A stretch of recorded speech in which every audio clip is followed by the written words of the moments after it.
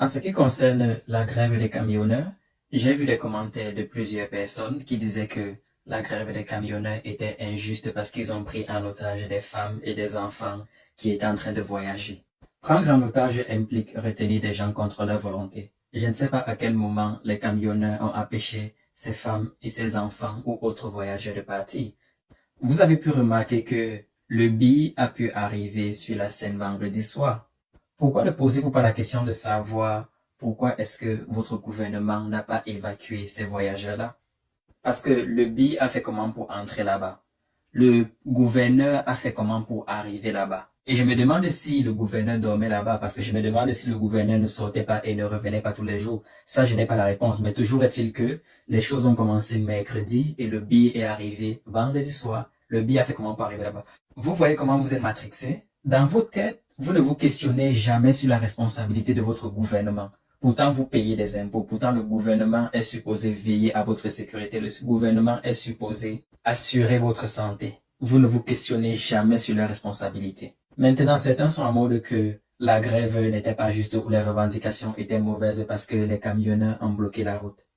S'ils ne bloquaient pas la route, ils devaient exercer quel moyen de pression sur le gouvernement? Vous avez déjà vu quelle manifestation sans moyen de pression? Parce que toujours est-il que, comme il y a des vendus partout, il y a des vendus du RDPC parmi ces camionneurs, ce qui fait que s'ils avaient garé sur le bord de la route, certains vendus allaient continuer à conduire pour amener des vivres à Yaoundé, pendant que ces mêmes vendus gagnent 70 000, 80 000 par mois. Parce que je vois également des vendus dans mes commentaires avec des noms comme Belinga, Ngono, Mbala.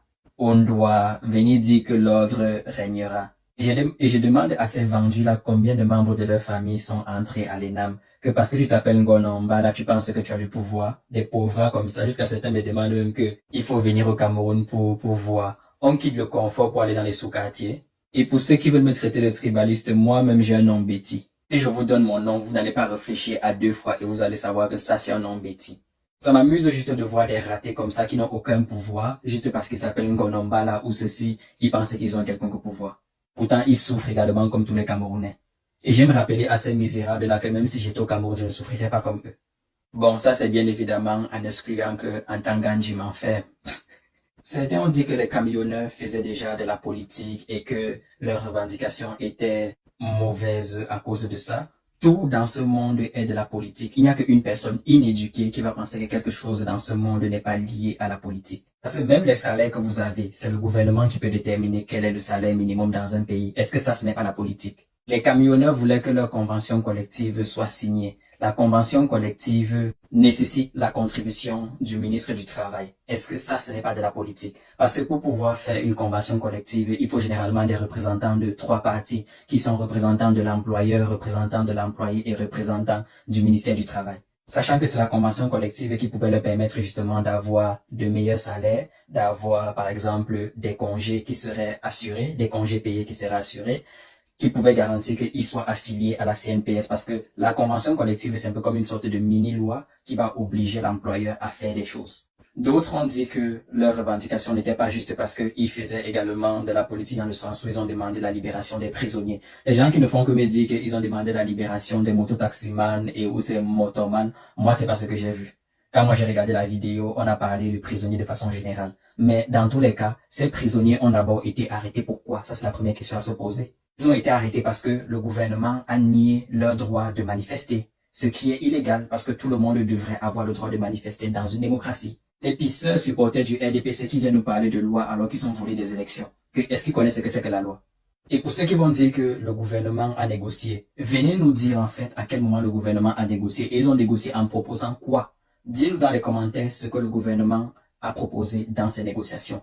Ils sont juste venus faire des promesses fumeuses comme d'habitude. Parce que lorsque des gens ou des manifestants, en fait, ont des exigences, généralement, on ne va même pas remplir 100% de leurs exigences, mais on va généralement remplir la majorité de leurs exigences pour que la grève s'arrête. C'est-à-dire, par exemple, que le gouvernement aurait pu garantir que les choses allaient se passer mieux dans les contrôles routiers, qu'ils allaient veiller à ce que la corruption diminue et ils pouvaient poser des garanties par rapport à ça. Ils pouvaient également valider la convention collective et les choses seraient déjà allées pour le mieux. Juste pour dire que quand des gens ont par exemple 100 revendications, généralement la partie qui est en face, qui est le gouvernement, ne va pas remplir les 100 revendications. Peut-être il va remplir 60 revendications ou 70 revendications. Et ce que vous ne comprenez pas en tant que chef, oui je vous traite encore de chef parce que vous m'énervez, c'est que pour qu'un syndicat fasse grève, il faut généralement que plus de 50% des membres du syndicat veulent faire la grève. Et donc, si vous donnez des conditions favorables qui vont par exemple satisfaire 80% du syndicat, c'est clair que la manifestation ou la grève va s'arrêter. Je vous rappelle également que le fait que ces gens-là passent le temps à soudoyer sur la route, le fait que les routes soient mauvaises, donc nécessitent beaucoup plus de carburant pour transporter les marchandises, tout ça se répercute dans le prix des marchandises que vous payez. Donc même cette corruption-là vous impacte déjà. Parce que si toutes ces choses étaient arrangées, le transport des marchandises allait être moindre. Comme par exemple, si la route est arrangée, ça fait que les propriétaires de camions n'ont plus à réparer leurs camions tout le temps.